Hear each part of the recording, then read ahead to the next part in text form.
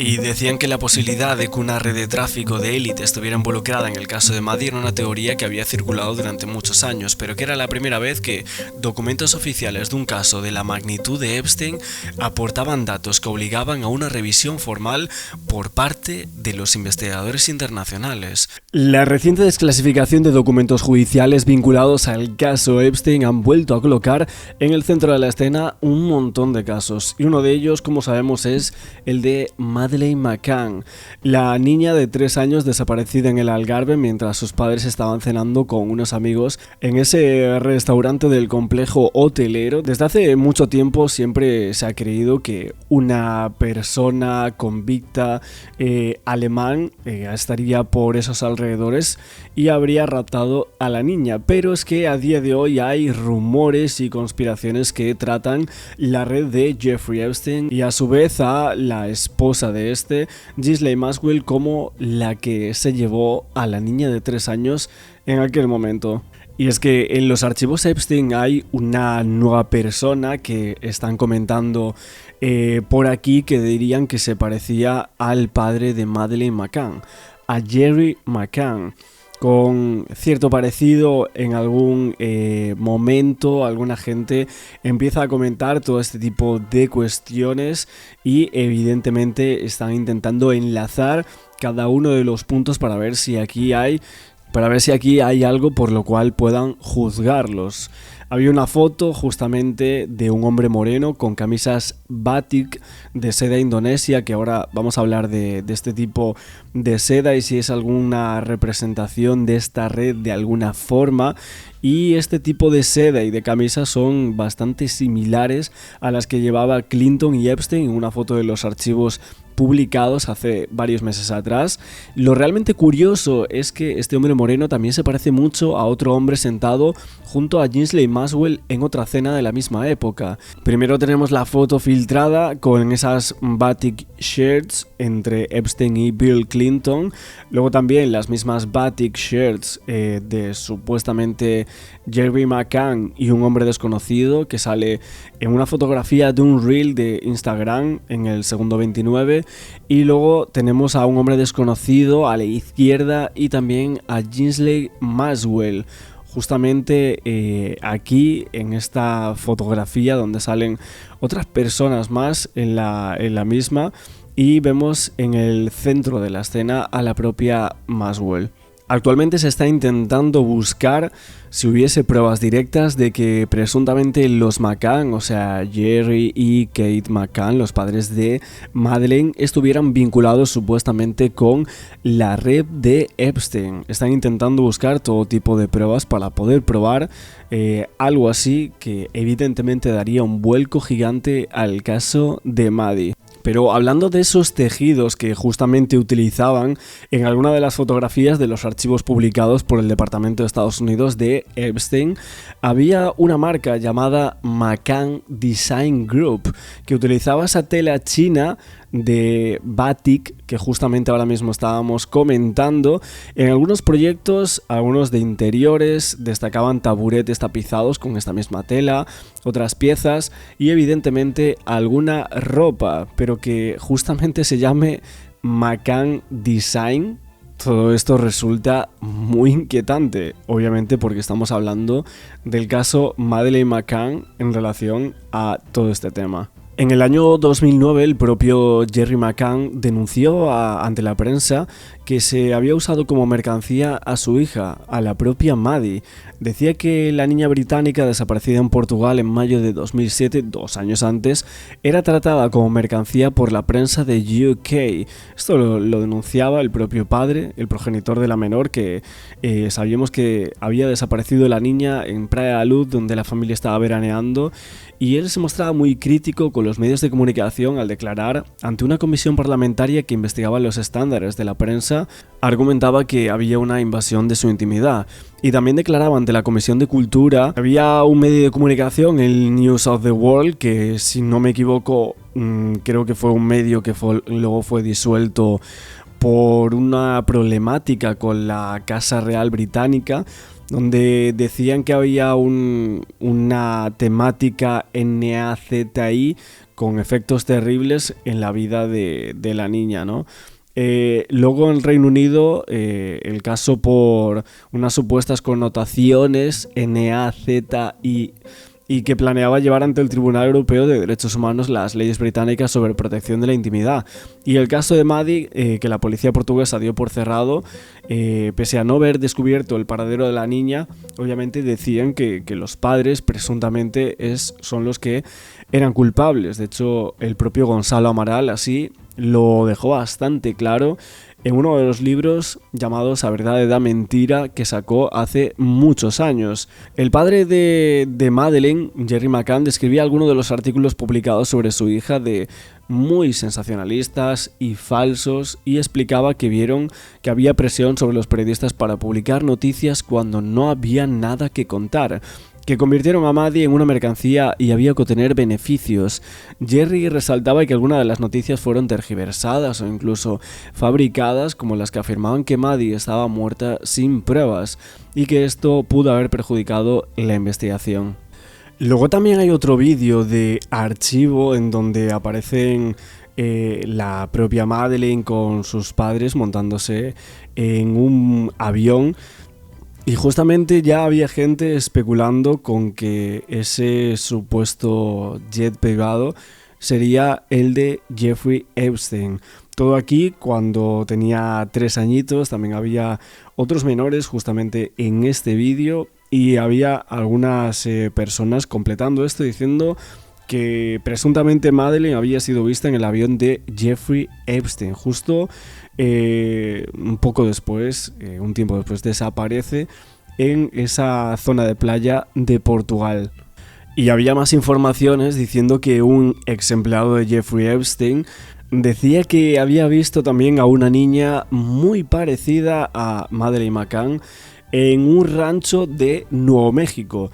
Esto evidentemente no tendremos pruebas acerca de nada de todo esto que se está comentando, pero sabemos que los investigadores están intentando buscar también muchas pistas cerca de ese rancho que tenía Jeffrey Epstein en México. Como os digo, esos documentos que se desclasificaban volvían a poner bajo el foco a ese rancho Zorro en Nuevo México, donde varias mujeres habían denunciado que cuando eran menores de edad habían estado allí, habían sido...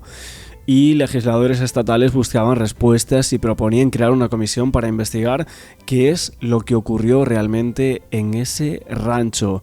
Y también, como os digo, Epstein reveló en algún momento una obsesión que él tenía por la genética. Hay varios correos y varios archivos que muestran que este señor financió a científicos, habló de bebés de diseño y soñó con difundir su ADN mientras promovía ideas de mejora humana en encuentros académicos. Asimismo, el financiero llegó a someterse a pruebas genéticas en un aparente intento de aprovechar su propio material biológico para investigaciones relacionadas con la medicina regenerativa y la longevidad. Todo esto se desprende de miles de correos electrónicos recientemente publicados y en los que están proponiendo este tipo de teorías. De acuerdo con varias investigaciones, los documentos mostraban que, años después de su condena en 2008 por delitos relacionados, Epstein pagó por pruebas genómicas, exploró proyectos relacionados con la creación y con la modificación de células madres, y todo esto fue clave en procesos de regeneración de tejidos y en algunos mecanismos de curación e inmunidad. Un interés, sin embargo, que iba más allá de la salud personal y que se extendía a ideas más amplias sobre la modificación genética humana. Hubo un médico llamado Joseph Takuria, entonces jefe médico en un hospital afiliado a la Facultad de Medicina de Harvard, que confirmó que Epstein participó en el proyecto Genoma Personal de Harvard, una base de datos genética voluntaria destinada a facilitar la investigación científica sobre la relación entre genes y enfermedades. En 2014, este médico envió a Epstein una propuesta para financiar un proyecto privado de secuenciación genética de pacientes, que también incluía posibles investigaciones personalizadas para el propio empresario. Posteriormente se emitió una factura de $2.000 para la secuenciación parcial de su ADN y a partir de muestras de saliva y de fibroblastos, unas células empleadas en investigaciones que buscaban comprender y eventualmente ralentizar procesos asociados al envejecimiento celular. Y parte de este plan incluía la posibilidad de modificar células madre mediante la entonces novedosa técnica de edición genética para introducir mutaciones asociadas a una mayor longevidad, aunque evidentemente no se encontraron pruebas de que estos trabajos llegaran a completarse. Pero hay correos que muestran además tensiones entre Epstein y este médico, debido a algunos retrasos en los resultados hasta al menos el año 2015. Asimismo, Epstein manifestó interés en investigaciones orientadas a la selección o modificación genética de embriones popularmente conocidos como bebés de diseño, y discutía posibles inversiones en este tipo de proyectos con empresarios tecnológicos y científicos. Había reportes previos también que señalaban que el propio Jeffrey fantaseaba con tener numerosos hijos mediante la inseminación de mujeres en su propiedad de Nuevo México, con la intención de multiplicar su descendencia biológica, un plan que comentó con científicos cercanos de su entorno. Había documentos recientes que también revelaban intercambios de correos con colaboradores cercanos y científicos que contenían mensajes ambiguos y en algunos casos muy inquietantes, y que obviamente vuelve a poner bajo todo el foco la amplitud de esta red de contactos académicos y empresariales que mantuvo durante muchos años. Obviamente, aparte de hablar del caso de Madeleine, también hablamos de todos los archivos de Epstein, porque esto es lo que ha reabierto un poco el caso en estos medios de comunicación al hablar de redes de tráfico. Obviamente los puntos y ubicaciones que también tenía la red del propio Jeffrey en Portugal y en la península ibérica. Había creo que unos 3 puntos muy cercanos a donde desaparece la niña de 3 años. Estos documentos, que forman parte de una serie de expedientes judiciales liberados por orden de un juez en Nueva York, detallan esta extensa red de contactos en Europa, y obviamente la mención al caso McCann es algo que ha vuelto a poner el foco. Todo esto actualmente, después de que la policía alemana, que actualmente es la que lidera la investigación, con el sospechoso Christian Bruckner, y decían que la posibilidad de que una red de tráfico de élite estuviera involucrada en el caso de Maddie era una teoría que había circulado durante muchos años, pero que era la primera vez que documentos oficiales de un caso de la magnitud de Epstein aportaban datos que obligaban a una revisión formal por parte de los investigadores internacionales. Sabemos que la familia McCann mantiene la esperanza ante nuevos avances en la investigación, o esto es lo que dicen después de sus asociaciones, y dicen que no emitieron ninguna declaración oficial detallada, mantienen la postura habitual.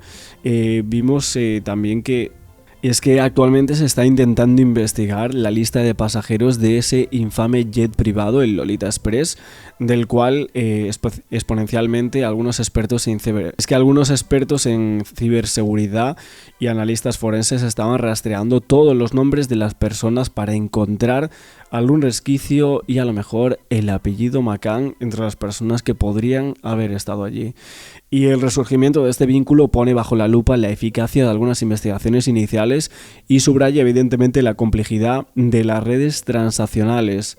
Este hallazgo no solo mantiene abierta la herida del caso de Madeleine McCann, como os digo, con correos, con vídeos, con fotos, sino que refuerza la necesidad de una cooperación internacional más profunda para quizás desmantelar estructuras de poder que han operado en la sombra durante décadas y que quizás aún a día de hoy, y con la presunta muerte de Jeffrey Epstein, siguen actuando. Y es que no solo sería Madeleine McCann, sino que hay otras muchas desapariciones que nunca han sido resueltas y que podrían estar conexionadas.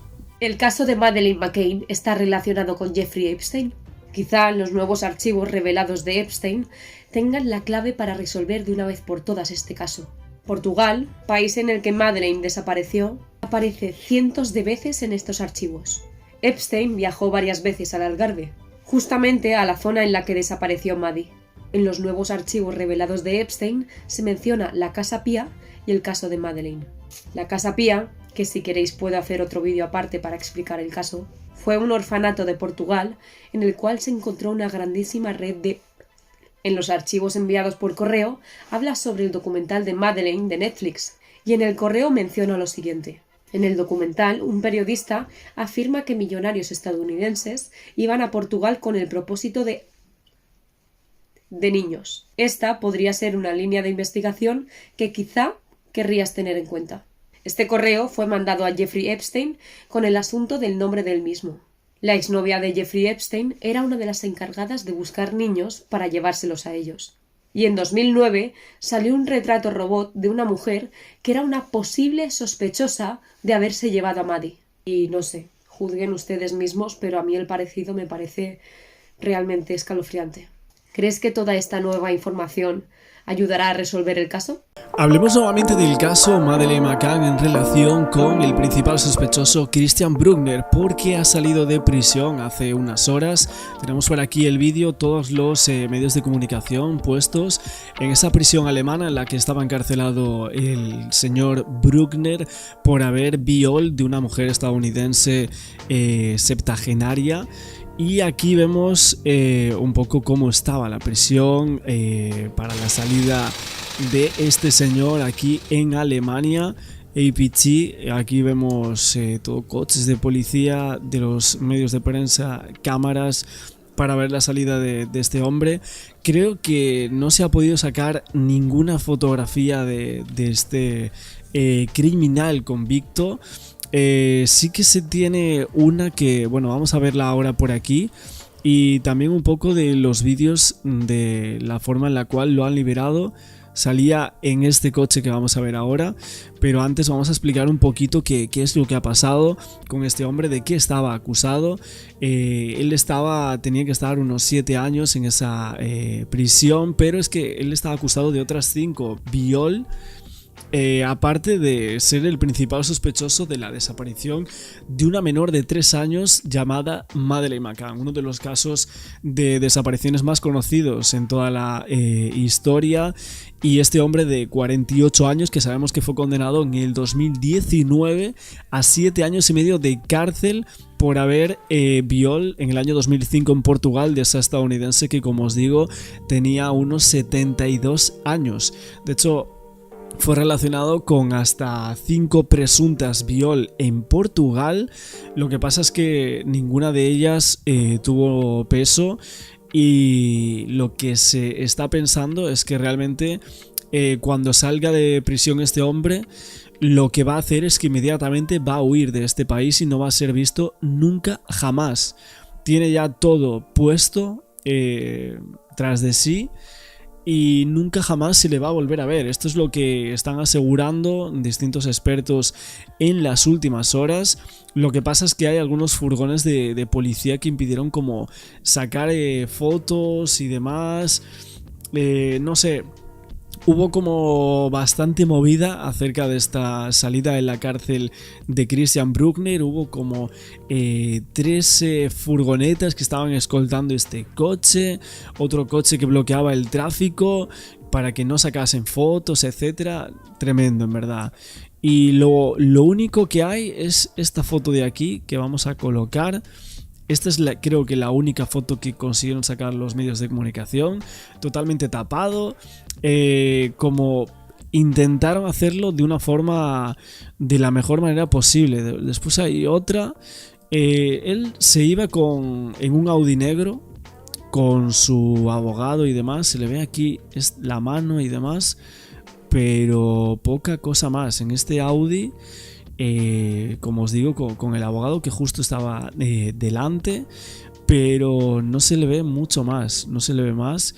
Intentaron aquí por todos los medios sacarle fotografías, los medios de comunicación de Reino Unido, pero sinceramente creo que no hubo manera de conseguir la foto ansiada del señor Christian Bruckner.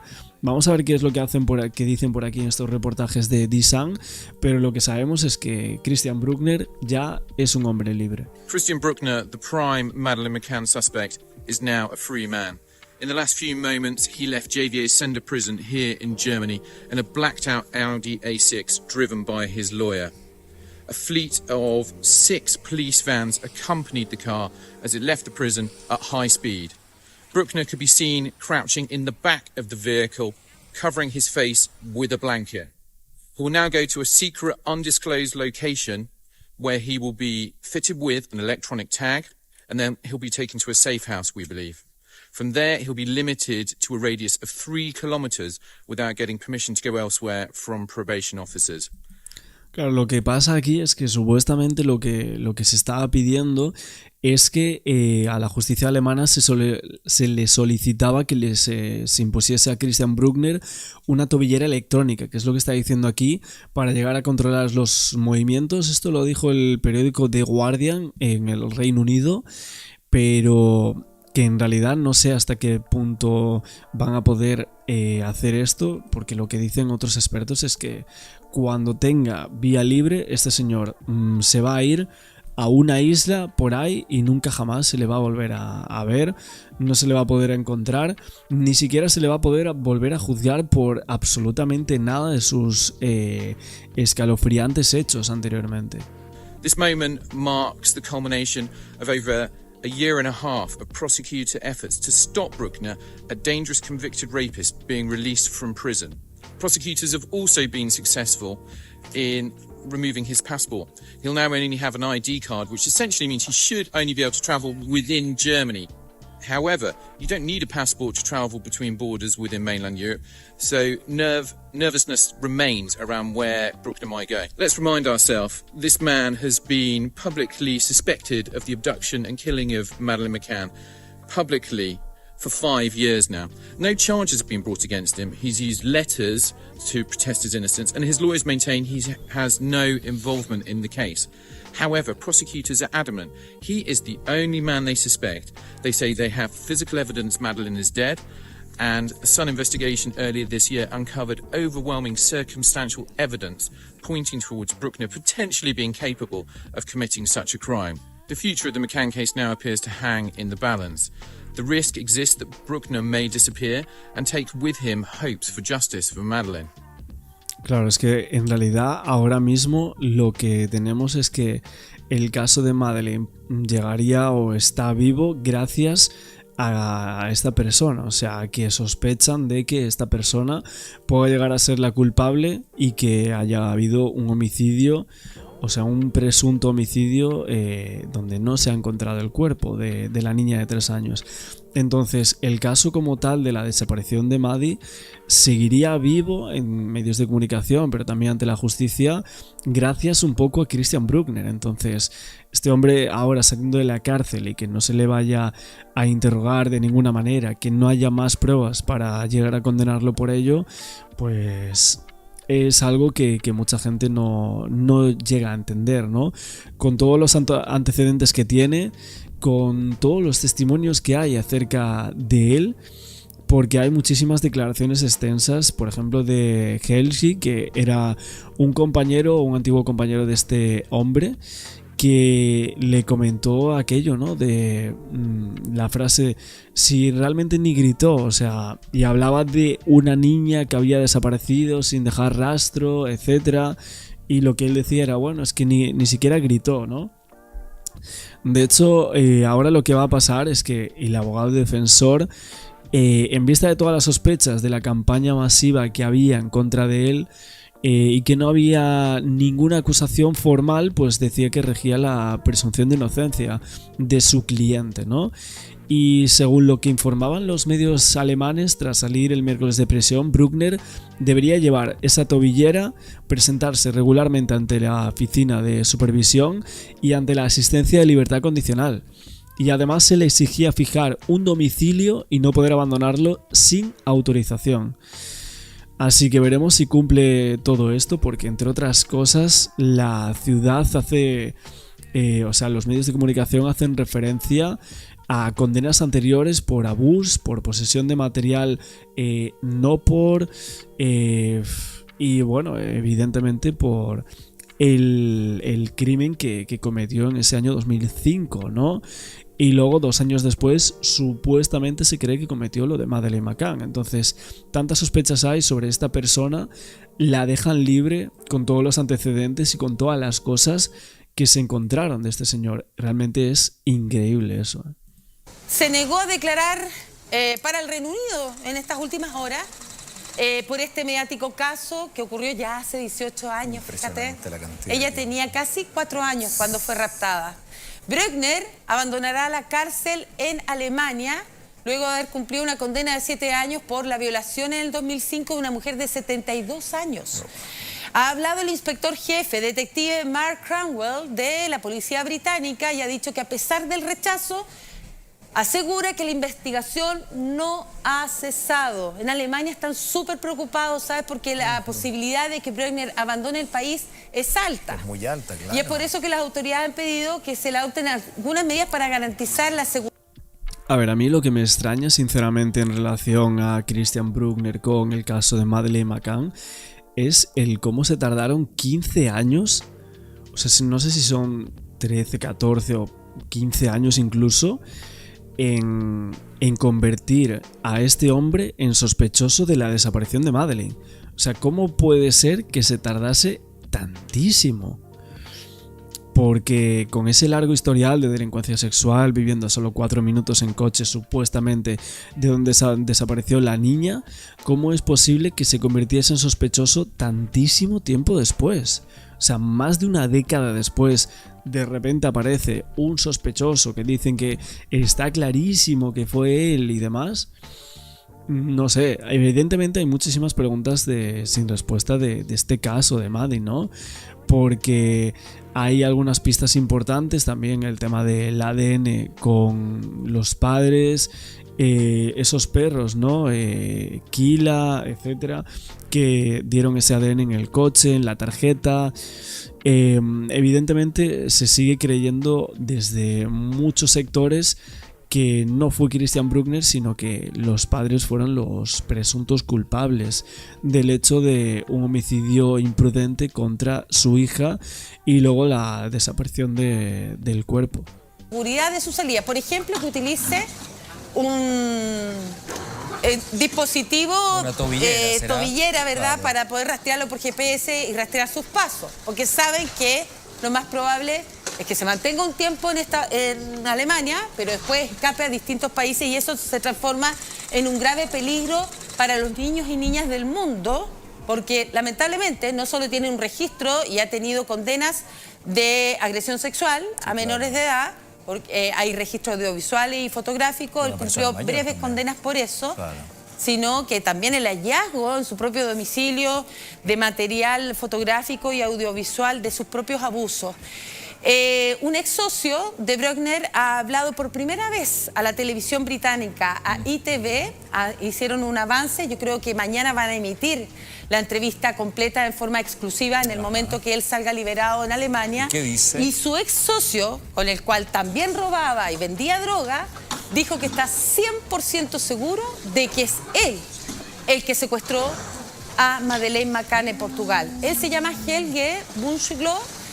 Ha revelado en esta entrevista que Christian Brückner es un hombre realmente peligroso, que conocía muy bien Ocean Club, que es el resort donde desaparece Madeleine McCann, y trabajaba allí limpiando las piscinas. O sea, no solo estaban en la fecha en que desaparece la pequeña, sino que él trabajó mucho tiempo en ese resort limpiando piscinas y ahí dice que iban advirtiendo dónde podían, qué departamento ingresar, robar. Y según la declaración que ha entregado uno de los hombres que estuvo detenido junto con él en la misma cárcel, le revela que la intención de él era robar en ese departamento, pero al ingresar ve a esta niña y decide robarla. Además que lo delata el amigo acá. Ya están todos esos testimonios, pero como no hay una prueba concreta, no puede permanecer tras las rejas. Y eso es la impotencia que sienten todos. La gente de la familia. La familia, la policía británica e incluso la fiscalía y policía alemana. Así que... Bueno, pues hasta ahí el tema Brückner con esta salida de prisión que veíamos por aquí, con todos los medios de comunicación puestos para filmar lo que sería la salida de este señor. Intentaron hacerlo así, vemos la Polizei alemana.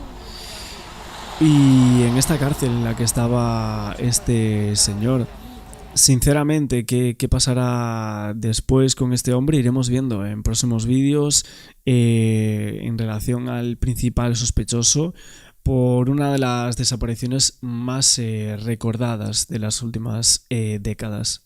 Tenemos que seguir comentando más cosas del caso Madeleine McCann en relación a la desaparición ocurrida en el Algarve en el año 2007. Esa niña de 3 años, ahora mismo está Christian Bruckner como principal sospechoso. La búsqueda era en torno a él, en torno a las zonas en el Algarve en la que él estuvo un año antes y también posteriormente a la desaparición prácticamente más conocida de todo el mundo en Europa y que involucra a muchos países, muchas personas, muchos detectives. Obviamente siempre hubo muchísima polémica con saber quién fue el autor de esta desaparición, si podría haber sido este señor u otros secuestradores, de niños, etcétera, o si realmente pudieron haber sido los padres en algún caso, como la policía lusa dijo en aquel momento. Y también Miriam Moya, experta forense, que nosotros comentamos por aquí muchas de sus investigaciones que son muy buenas y que hizo un libro llamado Vacaciones al Infierno, que fue allí a Praia da Luz. Yo estuve siguiendo cómo era, un poco todo de cuando ella fue allí. Había preguntado también cuándo iba a salir este vídeo y tal, y es un libro sobre el caso Madeleine McCann, la historia no contada.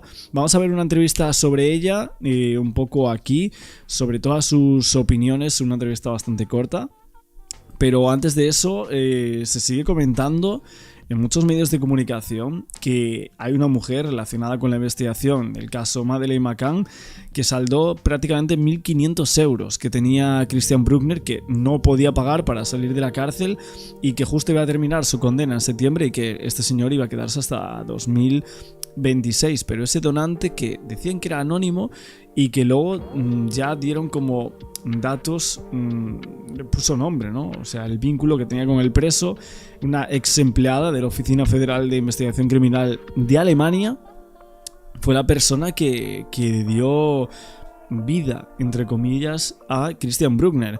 Aunque, como dijimos el otro día, supuestamente esta ex trabajadora de la agencia pagó por error esto. Realizó una transferencia el 5 de junio pasado, hace 20 días cuando estamos grabando esto, que ella creía que la sanción era por haber insultado al personal penitenciario, que le parecía bastante injusto, aunque ahora sabe que no fue así, que no tuvo contacto personal con Christian Bruckner y que reconoce haber hablado con su abogado hace por lo menos un año. Le preguntaron varias cosas a esta persona. La multa que le impusieron fueron por otro tipo de delitos, no por haber insultado a nadie. O sea, fue por ebriedad, por falsificación documental, por algunas lesiones, y que obviamente ella dice que ya es demasiado tarde. Muy raro, muy raro todo esto, sinceramente, porque es que estamos teniendo aquí una persona que supuestamente hay muchos indicios contra él, que ahora vamos a comentar, en relación a una desaparición y a otras muchas cosas. Entonces, ¿por qué ibas a pagarle a una persona que es un viol convicto un depredador sexual de menores, de mayores, de ancianos, que ha hecho barbaridades, que tiene barbaridades en discos duros, etcétera? ¿Por qué ibas a pagarle, aunque sea por haber insultado a una persona que lo hubiese multado? A mí personalmente es que me daría igual, o sea, es que no lo pagaría. Para mí hay algo raro detrás de esto. Sinceramente, no me creo mucho lo de que ha sido sin querer que haya pagado esta multa a esta persona. Tiene que haber algo ahí detrás que se nos escapa, sinceramente. Es que no tiene mucho sentido, Y luego, en cuanto a los indicios clave contra Christian Bruckner, un medio de comunicación que estoy viendo por aquí dice que cuando raptan a Maddie, Bruckner sí que vivía en Praia da Luz, aproximadamente a 3 kilómetros del complejo en el que veraneaban los McCann. Entonces ahí tenemos como un dato clave. La geolocalización de su teléfono lo sitúa en la zona la noche que desaparece la niña. Cometió varios delitos sexuales en la localidad portuguesa, uno de ellos por el cual cumple condena, aunque no era una menor. Se marcha de Portugal, donde había residido los últimos años, y ya vuelve a Alemania, poco después de que se pierda el rastro de la menor Madeleine McCann. Y luego muchos expertos dicen que estaba obsesionado con niños, que previamente a la desaparición fantaseaba con atrapar a un niño pequeño y usarlo durante días en algunos chats pedof. Y luego, obviamente, aparte de estos presuntos indicios en torno a Madeleine McCann, que hay muy poco, en verdad, tenemos que decir que también hubo varios testigos que aseguraban esto, que Christian Bruckner le había dicho que no había gritado Maddie. Vamos a ver la entrevista de Miriam Moya, la experta forense, y ahora seguimos analizando un poco de este caso. Muchas gracias, teníamos muchas ganas de hablar contigo y de saber, o que nos vayas pues adelantando, ¿no? ¿Cuál es esa historia no contada que sí cuentas en ese libro? Pues bueno, Vacaciones al infierno, y esa historia no contada es, yo soy experta forense, lo que hago es analizar la escena donde desaparece Madeleine McCann, y obviamente, bueno, pues no encontramos, porque se basa todo en el sumario y de la policía lusa, portuguesa, en la cual, bueno, es público toda su investigación, y dentro de esa escena no hay ni una sola evidencia forense de secuestro. No hay ninguna prueba que indique que la niña, que es siempre, digamos, en lo que se ha basado, ¿no? La policía, lo que hemos escuchado, en lo que todavía durante todos estos años se ha hablado, ha sido bueno, pues el principio, ¿no?, de esa investigación, que esa niña fue secuestrada. Pero en ese libro lo que recoges, basándote además en documentos forenses, en pruebas que ha recogido la policía, es que no hay ninguna evidencia de que Madeleine fuera secuestrada. No, porque por ejemplo en su habitación, cuando desaparece, la ventana está abierta, como si se la hubieran llevado por ese lugar, y cuando la policía portuguesa realiza, bueno, pues la recogida de todo lo que son las huellas dactilares, encontramos que las únicas que se recogen son las de su madre, junto con otras que estaban ya descartadas, que podían ser personas que se pudieran llevar a la niña. Entonces, claro, esto, y ahora que es otra vez noticia, ¿no?, por Christian Bruckner, el alemán que está, recordemos, en la cárcel porque, bueno, violó a una señora también por aquella época y demás. Sabemos, bueno, dicen que...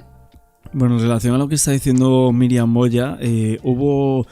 En su momento, creo que fue un año después, o sí, más o menos, un año después de que se considerase probablemente muerta a Madeleine McCann, después de la desaparición, decían que habían filtrado 17 volúmenes de sumario, 4.000 páginas, o bueno, más de 4.000 páginas, documentos anexos a ese sumario, y que como tal... El informe final no probaba ninguno de los indicios apuntados por los detectives en torno al hipotético fallecimiento accidental de Madeleine McCann con ocultamiento de su cadáver por parte de los padres. Esta era una hipótesis que muchos medios británicos no querían ni oír en su momento, pero que la policía portuguesa aseguró que era la más clara en torno a lo que pudo haber pasado con esta niña. No había indicios suficientes tampoco para acreditar el tema del secuestro, como está diciendo por aquí Miriam Moya. Ha confesado y demás. Llevan 4 años, la policía alemana y la policía británica, 4 años diciendo que este señor mató a Madeleine McCann. Lo que está claro es que el ADN que encontramos también allí, que en ningún momento es de Christian Bruckner, si tuvieran una prueba concluyente, una evidencia forense potente, sabríamos que ya estaría, bueno, por lo menos sometido a juicio. Llevan 4 años y no han encontrado absolutamente nada. Y en el libro, pues podéis ver un montón más de evidencias que no son de secuestro. Bueno, no hubo secuestro, es lo que cuentas en este libro, lo que demuestras en este libro, que no se produjo ese secuestro. Si no hubo secuestro, la niña nunca salió de esa habitación, de ese apartamento. ¿Qué es lo que ocurrió allí? ¿O qué es lo que sabemos hasta ahora que pudo ocurrir allí? Es altamente probable salió del apartamento, pero probablemente sin vida. ¿Por qué? Porque tenemos una serie, aparte de la evidencia forense, una serie de testimonios que se han intentado callar durante todos estos 17 años. Por ejemplo, la familia Smith, que es una familia irlandesa, fueron un testimonio clave que se ignoró completamente. ¿Por qué? Porque vieron a un hombre portando a una niña en dirección contra el apartamento, o sea, iba en dirección a la playa, y lo identificó como su padre, Jerry McCann. Y esto está recogido por la policía lusa. Esto entre otras muchas evidencias. ¿Por qué? Porque también tenemos, los Tapas 9, como se conocen a los amigos, ¿no?, de los padres de los McCann, que estaban también en esas vacaciones en el Algarve.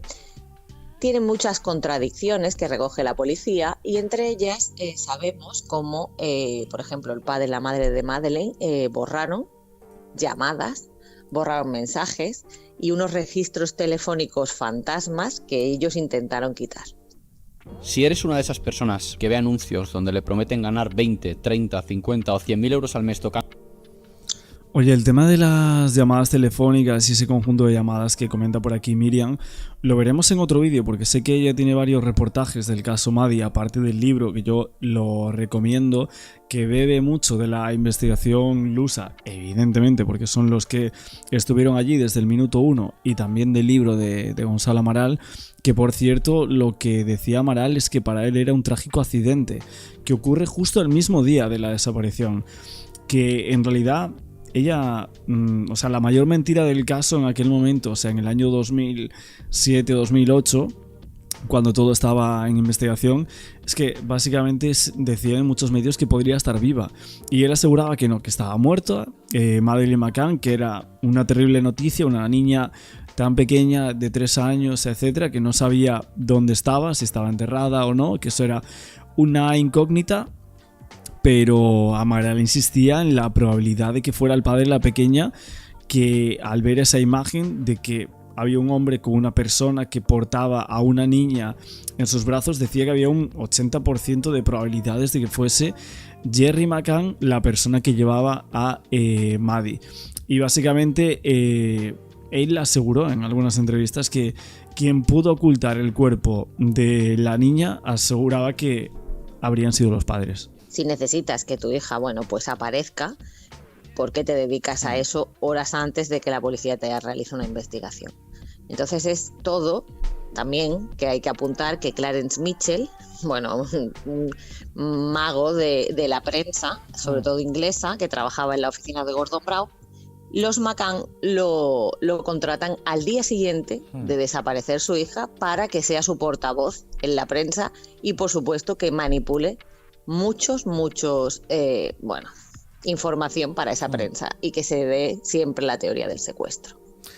Los padres en su momento estuvieron señalados, se les investigó, ¿no?, como como posibles autores de lo que le ocurrió a Madeleine. Claro, también es cierto que la noche de la desaparición, el matrimonio de los McCann, los padres básicamente reconocieron haber suministrado a sus hijos los fármacos.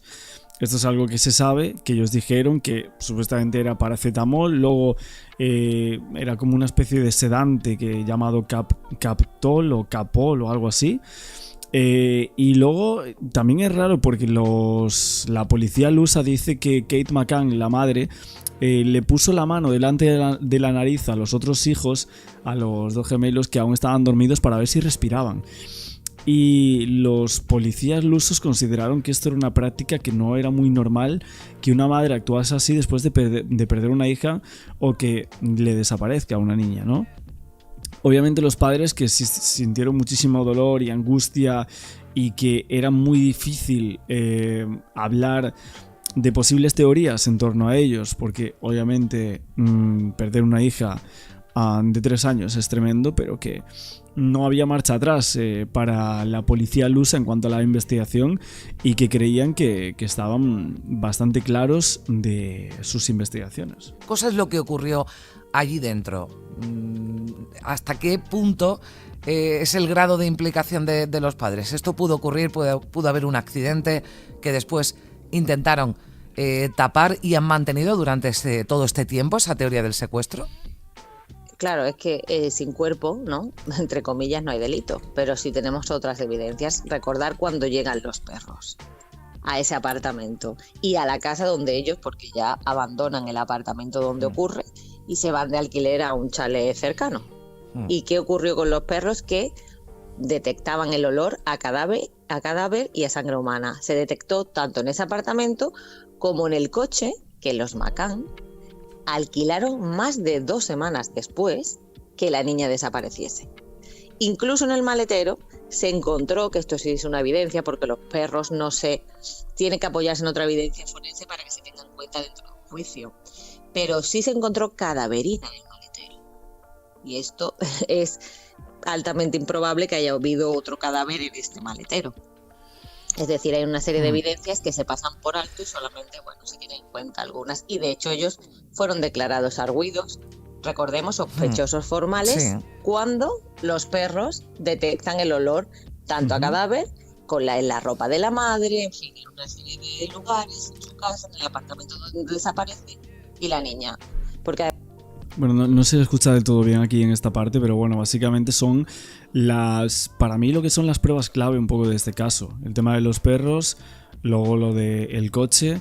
Es prácticamente imposible, ¿no?, que hubiese otro cuerpo que no sea de Madeleine McCann en ese coche que hubiese estado. O sea, hay un porcentaje demasiado bajo para que eso hubiese ocurrido. También he visto una entrevista que, esta fue escrita, la tengo por aquí, justo la estaba buscando, de Miriam Moya, que habló sobre estos hallazgos, que hablaron del tema de los huesos, el ropaje cerca de un sitio donde transitaba Christian Bruckner, y ella dijo que su valoración sobre ese hallazgo era prudente y escéptica. Que, como contaba en su libro, la historia no contada de Madeleine, que estaba llena de episodios mediatizados, como en la teoría del secuestro, que no contaban con pruebas concluyentes para eso, que llevaban más de 3 años oyendo de ahora sí tienen algo sobre Christian Bruckner, ahora va a ser la evidencia forense que vincule a este señor con el secuestro de Madeleine, y finalmente nunca sale nada. Que no hay ni una sola evidencia forense que vincule a este señor con el secuestro. Y respecto a estos restos podrían ser cualquier cosa, dice, y que realmente la policía o los investigadores lo saben perfectamente. Que los medios se centran en este tipo de narrativa y no en otras líneas de investigación igual o más consistentes que nunca se han explorado más allá en los últimos años, o que incluso han perdido expectación, básicamente porque Christian Bruckner es lo mediático actualmente en cuanto al caso de Madeleine. Y lo que termina diciendo en esta entrevista escrita la experta forense Miriam Moya es que dice que lo que están haciendo es, una vez más, jugar con la presión mediática, las expectativas de la opinión pública, y por lo tanto que prefiere ser muy cauta hasta que no exista un informe de forense muy sólido que demuestre tal cosa, que no se podía dar por hecho nada. Que esta historia, como la había puesto en el libro, tenía muchas más aristas que las que interesaban a ciertos medios o a la policía alemana, y no todas se estaban contando. Es que hay que decir también que Miriam Moya, por lo que yo he leído, escuchado de ella, habla mucho de influencias en cuanto a los padres, las personas detrás del mediatismo público que tenía el caso de Madeleine, y que en su momento, después de la desaparición, cómo transcurrieron todos los hechos, los portavoces, los libros y todo lo que envolvía a la familia McCann. Además, esos perros trabajan, uno murió, pero trabajan y han trabajado para el FBI. De hecho, Martin Smith, que es su adiestrador, yo he estado hablando con él y él siempre me ha dicho que los perros no se equivocan, y es verdad, tenemos mucha evidencia de otros casos. Bueno, es que aquí además se destinaron muchos medios, muchos esfuerzos. Entiendo que todos esos medios, ¿no?, como decías, pues esos perros están adiestrados, ¿no?, y pueden ser los mejores para intentar resolver. Claro, esto lo recoge Miriam Moya, que como realiza investigaciones internacionales sobre escenas de crimen, de famosos accidentes de tráfico, como la princesa Diana, Paul Walker, ¿no?, o el futbolista José Antonio Reyes, aquí más cercano. Investigaciones que están publicadas en el libro, lo digo para que que sepan, nosotros lo sabemos, pero para que sepan también los oyentes la solvencia de Miriam Moya con la que estamos hablando. Esto se recoge en un libro, pero toda esta documentación, todas estas pruebas están en poder de la policía, Miriam. Sí, absolutamente. Junto a mi equipo, ¿no?, cuando realizamos todo este análisis exhaustivo de Madeleine McCann, Yo me encargo personalmente de enviar tanto a Scotland Yard, que lo tiene todavía abierto el caso, como a la policía portuguesa la investigación y toda esa recogida de evidencias, que también se ha evitado sacar, porque ha habido incluso empresas muy potentes, americanas, una de ellas, para sacar el ADN, porque sabemos que hace 17 años la ciencia forense y la tecnología no había avanzado tanto como ahora. Y se deniega y no se deja investigar. Entonces, estoy segurísima que podríamos saber muchas más cosas y no centrarnos, por ejemplo, en Christian Bruckner, que no es que sea bueno, pero tampoco tiene por qué. O sea, no es un haberle santo, hecho algo a pero la no es el culpable, ¿no? Exacto. De este suceso. No sabemos. Bueno, esto es lo que dicen muchas personas, ¿no? Que Christian Bruckner lo metieron ahí como una especie de chivo, pero que en realidad no tendría nada que ver con el caso de Maddie. Pero bueno, que ha hecho muchas cosas muy malas, que es una persona que debería estar en la cárcel toda la vida, pues yo pienso que sí. Aquí si hubo crimen o si se tapó, ¿no? Una muerte accidental, que parece que todo indican las pruebas que fue así, ¿no? Estos 17 años sí. Incluso han aparecido falsas Madeleines, sospechosos, supuestas confesiones carcelarias, también como nos decías, pero aquí en este libro, que recomendamos su lectura, que además es finalista, ¿verdad?, para el premio Círculo Rojo, que te deseamos que todo lo mejor, Miriam, bueno, pues que lo lean y que nuestros oyentes, si quieren saber más de este caso, ya lo saben. Vacaciones al infierno, Madeleine McCann, la historia no contada, de Miriam Moya. Muchísimas. Bueno, esto creo que es en una radio en Días de Andalucía, hace unos meses atrás, cuando sacó este libro Miriam Moya sobre la historia no contada del caso de Madeleine. Hay muchas cosas que sí que se habían contado, otras que ella siempre dice que saca indicios, saca puntos clave que va explorando en su investigación. Destaca la importancia siempre de basarse en evidencias forenses y deja claro que todas sus investigaciones, todos sus escritos en sus libros son hechos recopilados de la investigación oficial y que no son teorías. Si realmente hay teorías sensacionalistas, especulativas y tal, que ella lo dice esto va a ser una teoría. Cuando saca pruebas, cuando saca cosas recopiladas por el sumario, por la policía, ella lo dice, y en base a esas cosas a lo mejor se puede llegar a teorizar otras más que podemos decir. Pero bueno, os dejaré con más partes de noticias del caso Madeleine y en próximos vídeos seguimos comentando más de Miriam Moya. Nuevos vídeos. Después de su desaparición. Claro, ese es el antecedente que hay entonces. Y se han decidido ellos someter a un test de ADN, los padres. Sí, de acuerdo a lo que han dicho los medios en Reino Unido, la familia accede a realizarse un examen de ADN. Los padres de Madeleine McCann, ustedes han vivido de todo, desde ser incluso responsabilizados en algún momento, sí, hasta el día de hoy ya vivir un calvario que no ha tenido solución, que no hay ningún atisbo de encontrarla hasta ahora, más allá de este caso de este ciudadano alemán que estaba prisionero y que dijo haber tenido relación y que por ahora no hay ningún tipo de tampoco visualización de un final con el hallazgo de Madeleine McCann de cualquier forma, digamos. Sí, vamos a quedar ahí pendientes de cómo se vaya resolviendo y actualizando la información de este caso, toda vez que además estos exámenes de ADN, claro, son bien reservados, pero sí, tal vez los padres comuniquen finalmente qué es lo que ocurre, si es que hay match o no. Dada el gran revuelo que causa a nivel mundial esta noticia, es muy probable que esos resultados vayan a ser públicos de cualquier forma.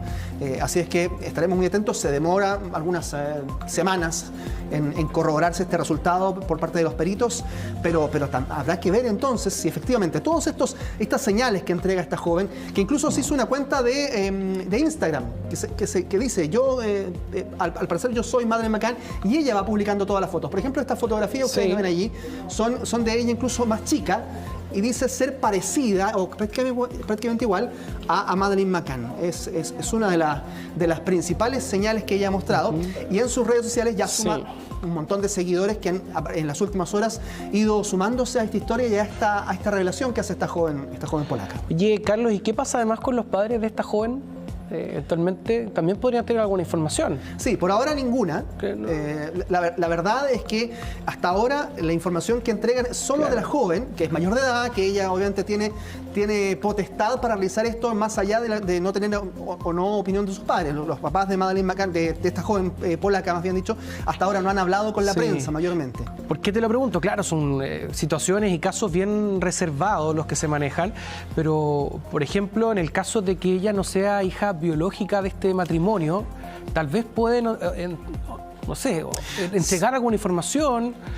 Claro, que ella llega a la familia. Claro, por ahora no hay. También pueden desconocerla, pero. Sí, por ahora no hay visos de irregularidades en las partidas de nacimiento, por ejemplo, de esta joven polaca. No ha habido mayor información respecto de eso. Porque si bien ella es la que está señalando que podría ser Madeleine, claro, al entregar esta información de manera pública, ¿qué pasa con